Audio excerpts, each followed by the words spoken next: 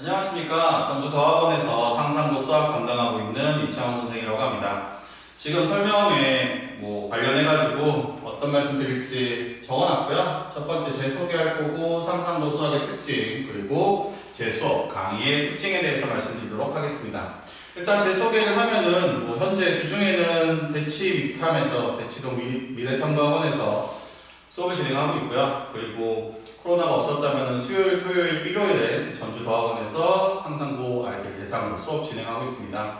원래 처음에 전주 내려올 때는 일주일에 한 번만 하기로 했는데 아이들이 많아지다 보니까 지금 약간 주객이 전도돼서 일주일에 3번을 전주에 내려와서 수업을 진행하고 있습니다. 대치동에서 이미 한 10년 동안 수업을 계속 진행하고 있고요. 10년 넘게 실력은 괜찮겠죠? 어쨌든 수학 선생님들 대부분 좀 많긴 한데 저도 서울대학교 나왔습니다. 일단 상상고 수학 특징에 대해서 말씀드리면은 첫 번째, 객관식이 없습니다.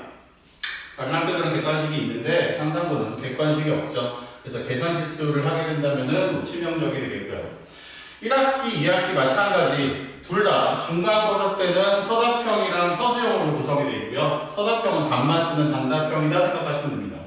그리고 기말고사 같은 경우에는 서답형만 나옵니다.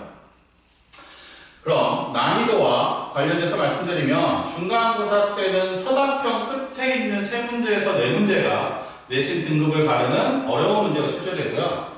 서술형 같은 경우에는 서답형 중급 정도 수준의 난이도로 출제가 됩니다. 서술형 같은 경우에는 배점은 높은데 난이도가 그렇게 높진 않다는 얘기죠.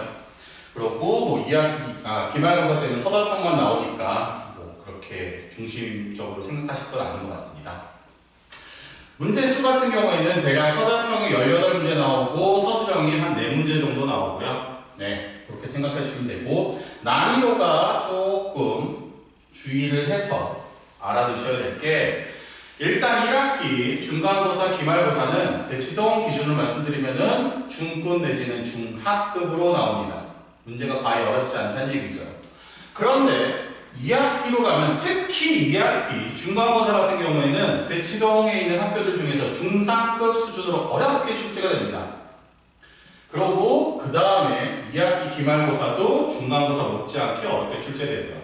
그냥 저의 개인적인 생각으로는 아이들이 전국 단위에서 모이다 보니까 1학기 때는 아이들이 좀 선행이 늦거나 그렇더라도 추격할 수 있는 여지를 주기 위해서 좀 쉽게 출제되지 않나 라고 생각을 하고요. 대신 2학기 때는 기회를 줬죠. 그러니까 좀 어렵게 출제가 돼서 아이들이 2학기 중간고사를 보고 나면은 조금 놀랍니다. 기억해 주시면 좋겠고요. 자, 그럼 제 강의 특징에 대해서 말씀드리면은 첫 번째, 개념 노트를 아이들한테 제공하는데 제 수업 같은 경우에는 개념 노트를 간결하게 만드는데 가장 중점적으로 노력을 많이 한 사람이고요. 그래서 어떻게 보시면은 직접 보시면 아시겠지만 이렇게 간단한 내용 가지고 문제가 다 풀리나? 할 정도로 되게 간결합니다. 하지만 요거만 가지고 문제를 풀 수 있도록 훈련시키는 게 제 수업의 핵심이고요. 개념 노트가 잘 되어 있다면 방학 중에는 개념 노트만 가지고 풀 수 있는 문제의 양을 늘려준다 생각하시면 됩니다. 기본적인 뼈대를 세워주는 거죠. 학기 중이 되면은 보통 학기 중에 중간고사, 기말고사 대비 해보면 보통 한 7회 정도 나오거든요. 그 7회 중에서 진도별로 수업을 3, 4회 정도 되고 나머지 3, 4회 정도는 강남권 기출문제에 대해서 아이들을 통해서 연습을 시킵니다. 이때는 여기에 썼던 기본 뼈대에다가 요번 중간고사, 요번 기말고사에만 쓸 수 있는 그런 개념을 조금 더 추가로 아이들한테 알려주고요. 그 다음에 강남권 기출 같은 경우에는 가지고 있는 선생님이 많지 않습니다. 제가 대치동에서 수업을 진행하고 있기 때문에 가능한 일이고요. 이쪽을 연습하시고 나면은 아이들이 상상고 수준보다 솔직히 어려운 학교들도 연습을 시키기 때문에 실제 시험장 가서는 좀 더 긴장을 풀고 해도 좋은 성적이 나옵니다. 자, 맨 마지막으로 개인별 시험 오답 노트를 만들어 주는데요. 여기서 개인별 시험 오답이라고 하는 건 뭐냐면은 여기서 연습을 하는 과정에서 틀리더라도 다음에는 맞출 가능성이 높겠죠. 근데 매번 보는 시험에서 틀린 것들은 실제 시험에서 틀릴 가능성이 높기 때문에 제가 개인별로 시험에서 틀린 것들은 오답 노트를 만들어줍니다. 저한테는 좀 괴로운 작업이지만 아이들 입장에서는 굉장히 도움이 되는 작업이라고 생각을 합니다.